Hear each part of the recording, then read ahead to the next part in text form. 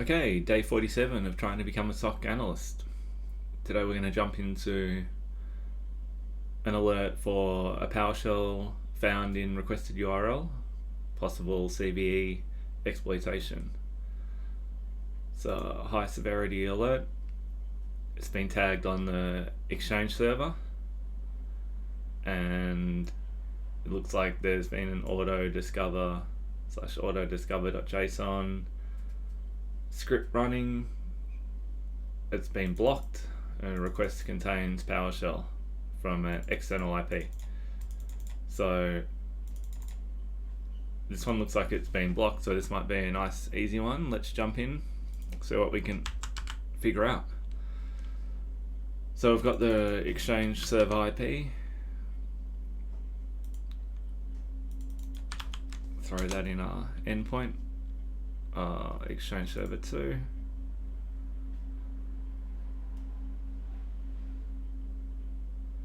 Quick look at processes. Okay.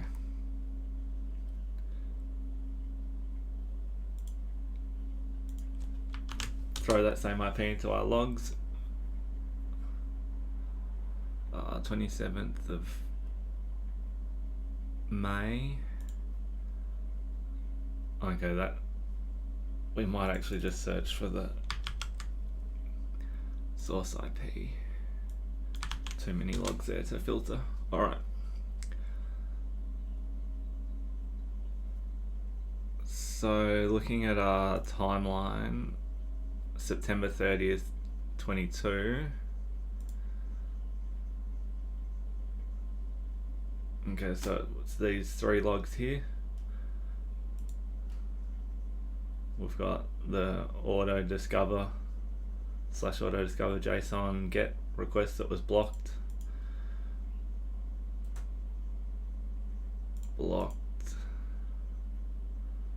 And blocked. So the 3 requests were blocked.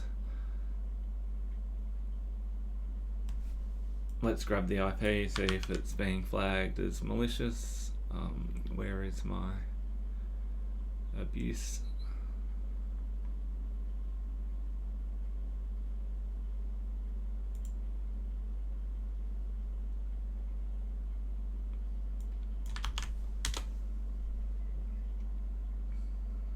Okay. So IP is located in Korea. It's been reported 600 times.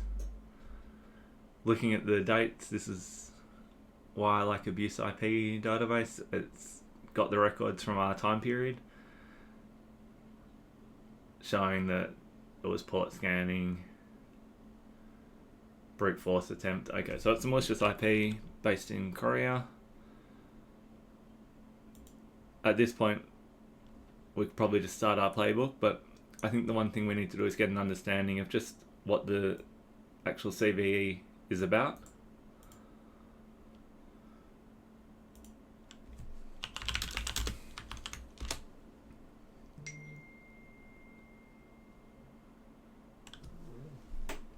Is a critical code execution vulnerability in Microsoft Exchange, specifically affecting on-premises Exchange.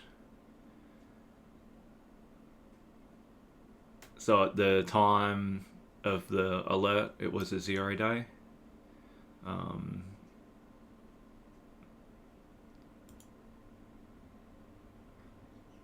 It's high severity.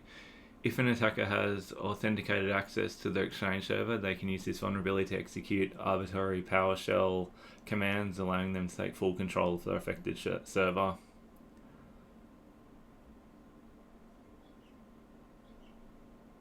The vulnerability affects on-premises Exchange servers.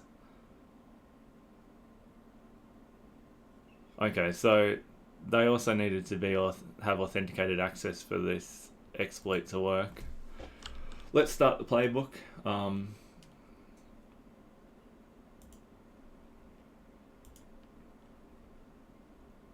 It's actually a relief that we've got a nice easy one for once. Understand what the alert was, so we've had a look what the CVE is about. collect the data, we've checked the logs, determine the traffic, yeah, we've looked at the traffic and all 3 requests were blocked. It was malicious. It could be classed as command injection, but it did summarize it as what was the summary? Yeah, remote code execution. So no, remote code. Alright, so we'll go with other. Is the malicious planned? No, not planned. External to company.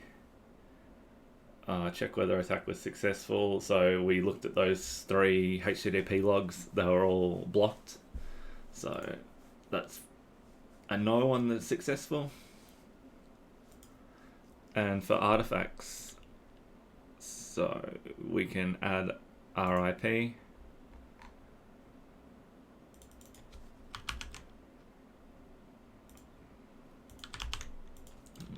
Add that in there.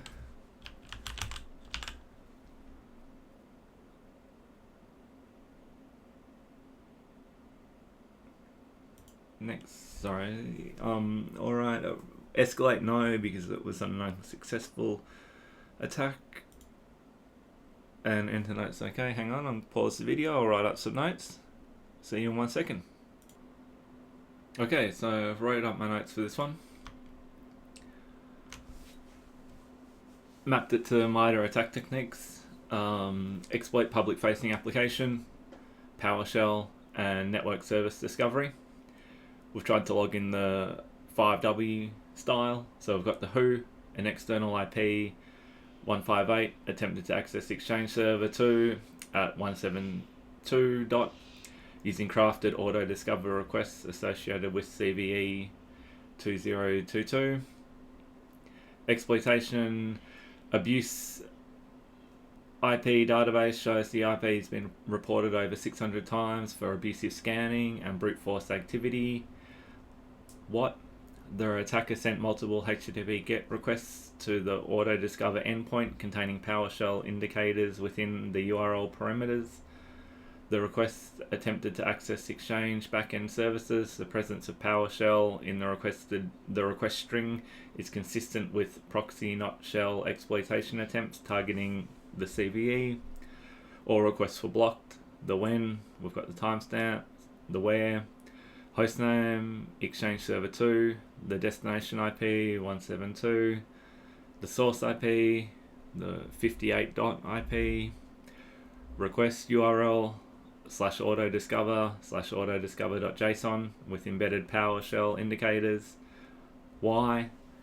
CVE-2022 is a 0-day vulnerability affecting Microsoft Exchange that can allow attackers to access backend PowerShell functionality through specially crafted auto-discover requests.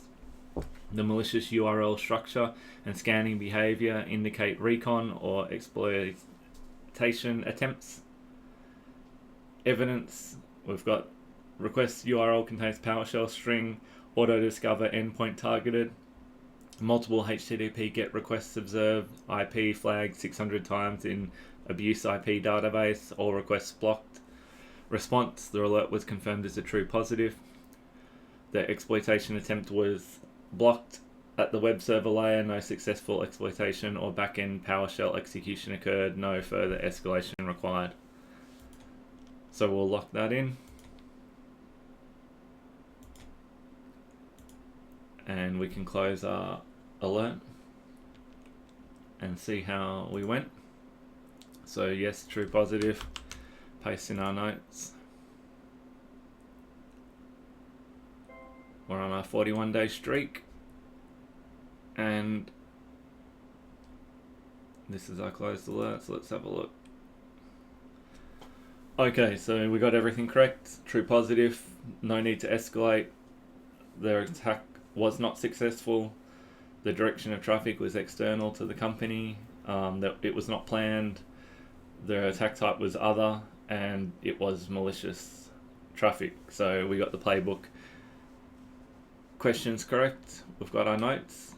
So it was a nice, easy one for once. Alright, Alright, so what we learnt today was, well, what did we learn today? We learnt about possible CVE scanning attempts. Targeting at this point was meant to be a 0-day exploit. It was blocked by the server, and we were able to follow the logs to confirm that traffic was blocked, confirm that it was a malicious